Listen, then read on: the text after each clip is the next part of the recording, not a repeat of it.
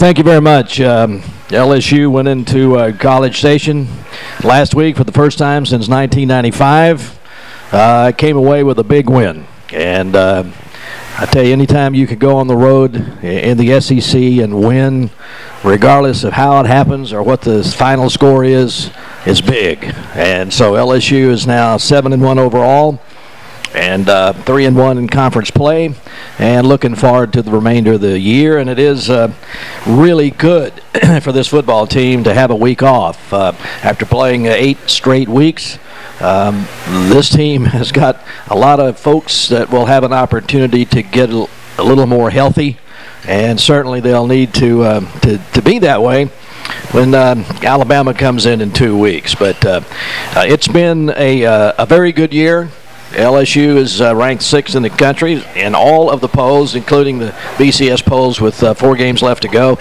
And the good thing about the schedule is that 3 of the 4 games the Tigers have left are at home, and they're all tough. Alabama in 2 weeks, followed by Mississippi State, then Ole Miss, and LSU will wrap it up on the road, as they always have, recently anyhow, at Arkansas. But for the first time since Arkansas came in the league, that game will be played in Fayetteville instead of Little Rock. So that's going to be a treat, I think, for LSU fans to get to see what they've done in Fayetteville. They have a beautiful facility there, and so it should be quite a ball game. But we had some outstanding play by not just the defensive team, but also some individuals in the Texas A&M win last week. Kevin Minner continued to be outstanding defensively, and he is the SEC Defensive Player of the Week this week.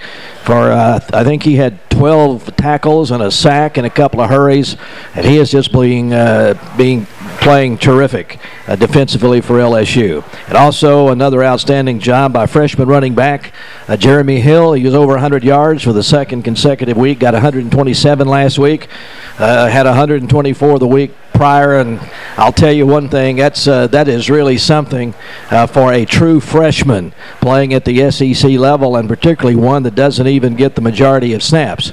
So he has been terrific.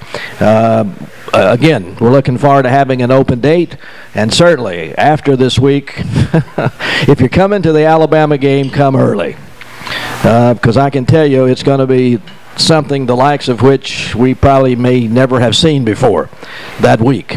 And that's particularly true if Alabama takes care of business against Mississippi State this week, which they are a 24-point favorite to do, but Mississippi State's going to knock them around a little bit, so it may not be quite as easy as people think. But anyhow, we're very pleased to be where we are. All the goals that LSU set for themselves at the beginning of the year, still there with 4 games to go. So, any questions? Yes, sir. If I was a top-notch recruit quarterback, I would definitely look at LSU, very viable option. But over the last 10 years, it seems like all the top-notch quarterback recruits are not even giving LSU a chance. I'm just wondering why we can't recruit top-notch quarterback, because with all the depth that we have in running back and all the depth we have in receiver, you would think a quarterback's dream would be to come to LSU. But it just seems like we're always getting these middle-tiered quarterbacks. So what do you think the problem with that is? Well, I think, number one, LSU has had some great quarterbacks in the past, and LSU is a winning program, and they continue to win. But to your point, I think part of that is that offensive football is changing at the college level from the offense that LSU runs. Now, LSU runs that offense very successfully. All you got to do is look at Les's record, and you'll see LSU wins. But they don't run the high-powered run and shoot, if you will, offense that a lot of teams in college football are running today. So that may be one of the reasons for what you're indicating there, that some of the quarterbacks that you see at other programs go there because the offense that LSU runs is a little bit different. But there's been some great ones, and Mettenberger is getting better. He's a drop back passing quarterback, and he complements LSU's running game very well, I think. So he's in his first year as an SEC quarterback, and hopefully he'll get better every time he plays, and hopefully that we'll see his best performance of the year when Alabama comes in. And my last question, do you think LSU will get past the 50 in the first half against Alabama this time? Yes. Thank you. Yes. Anybody else? Yes, sir.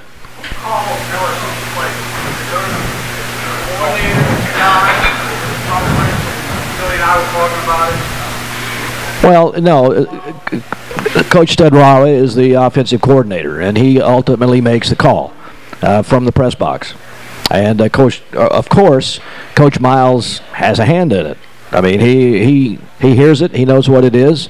And there are times, of course, when there is conversation about what's going to be called at the beginning of the game, and sometimes at the beginning of the second half. The first few plays are scripted. They're set up before the kickoff takes place. So, but ultimately, it's the offensive coordinator who calls the plays. Yes, sir. Getting back to the other question, have you seen enough of this boy Rivers to form an opinion of him? I think he certainly is going to be a very talented young man. He's a big, tall guy who is very much in the same mold we were just talking about. He's not a guy like Manziel or McCarron. He's not real mobile. He's not what you would call a serious running threat back there. But he has a very good arm. He has a quick release. He's in learning mode right now, learning to play. And then, of course, LSU has one of those quarterbacks that we were talking about, and Rob Bolden, who transferred here from Penn State. He runs at the type of offense that you see Texas A&M, Oregon, and some of those teams play. That's what he does, and he is probably going to redshirt this year. I doubt if we'll see him on the field, but that will probably be a number one backup option for LSU in a year or so. He's not a redshirt freshman now? He's redshirting at LSU this year is what I'm saying, is he probably will not play at LSU. He transferred from Penn State. Yeah, Rob Bolden, yes. Stephen Rivers is the freshman we were talking. So I kind of changed tunes on you there a little bit, just talking about the other quarterback. Yes, sir. In Les Miles' interview, he said about Alabama that he's all excited and he can't wait to play them. My question is, did anybody slip anything in his teeth? No, and I think he's probably sincere about that. I think he is very excited about playing them. I mean, you can't say that I'm sure do hate like hell they're coming in here. I don't want to play them. I mean, you can't say that. So, yeah, I think he is excited, and I think the team will be excited. Now, I know Alabama is a great football team. There's no question about it.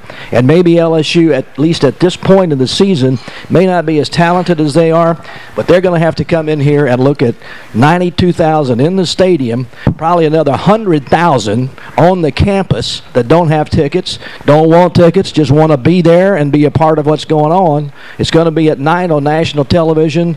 LSU doesn't have anything to lose and everything to gain. So that's why he's looking forward to it. Yes, sir. Well, I think Les Miles will be excited, but you'd mentioned LSU may not be as talented as they are. I don't know that I believe that. I believe that LSU is not as creative on offense enough to have people convinced that they're going to be able to score points. I mean, they have talent. Mettenberger's won. I know he's his first year, but he's won last year. I'm not sure why Georgia got rid of him, because normally if you got a good quarterback, even if he makes a mistake, you're going to try to keep him there if I'm the head coach. But I think it's how creative is LSU going to be able to be on offense to move the ball. I mean, are we going to make some adjustments on what we've been doing, or just kind of go in the game the same way? Well, I think there'll be some adjustment, but I think that what LSU's offense will probably try to do is run what they do well and try to do it better than they've done it to this point. And I don't mean to say, and I don't think that I said that LSU is not very talented. What I meant was at this point in the season, because they're young. LSU has started 15 true freshmen this year, 15. And so what I'm trying to say is that they may not be quite at the level that the Alabama team is right now, but they're getting that way. And when Alabama comes here in 2 weeks, they're going to have all that help that I just talked about to raise the level a little bit. So I'm not saying I don't think LSU has a chance to beat Alabama, because I certainly do. So, yes. Jim, do y'all have any commitments from U High for next year as of yet that you know of? With that talented team they have over there playing at the Jeff Boss Field. I don't know that. I don't get that involved in recruiting. Our concentration is pretty much when they get on the field, and so I really don't know that I could answer that question. Honestly, I don't know if they have anybody from there. As an announcer, have you figured out how to use their running backs or any perspective? Not saying that, not right. How to use LSU's running backs? Well, I think first of all that is a big plus for LSU to have the stable of running backs they had. Now, when those guys ran for 35 rushing touchdowns last year, and they're all back this year.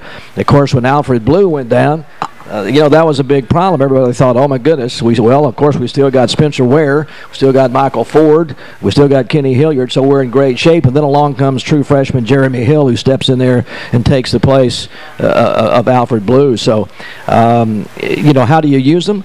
Yeah, I think you just got to use them situationally, the way you think they can perform the best. I think that Ware and Hilliard are bruising backs. I think that Michael Ford is probably the speediest back that LSU has got, and Jeremy Hill fits right in there in the middle of all of that. I mean, he can run over you, or he can outrun you, which he certainly has done with those two big touchdown runs late in the game against South Carolina, last week against Texas A&M. So, I don't know that there is a in advance you can prepare for how you're going to use those running backs. You just feel good to know that whenever you put one of them in, if he doesn't get the job done, you got three more that you can go to that can get the job done. So I think that makes LSU very, very dangerous in the running game, and that's why LSU likes to run the ball as much as they do. And the young offensive line. Well, that's a real big plus there, because as you know, LSU has three offensive lineman starters that are not playing right now, that were projected to start at the beginning of the year, and so some young guys have come in and just done a terrific job. That was one of the big concerns going into the South Carolina game, is how is the LSU offensive line going to be able to hold up against this great South Carolina defense?